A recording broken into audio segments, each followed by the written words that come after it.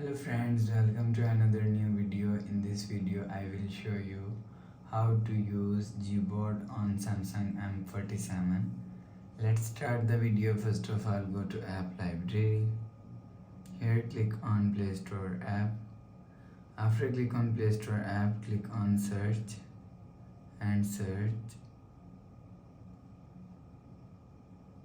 Google Gboard.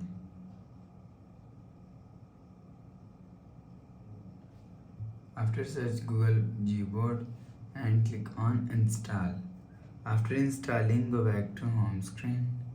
Go to app library. Here click on settings app. Now in setting, scroll down and click on general management and click on keyboard.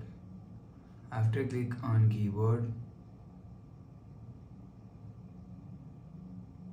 so you will see Gboard is here. If you want to use Gboard, so turn on Gboard button.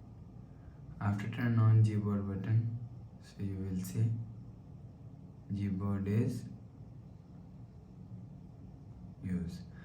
After the process, go back to home screen. Please subscribe for more new latest videos. Thanks for watching.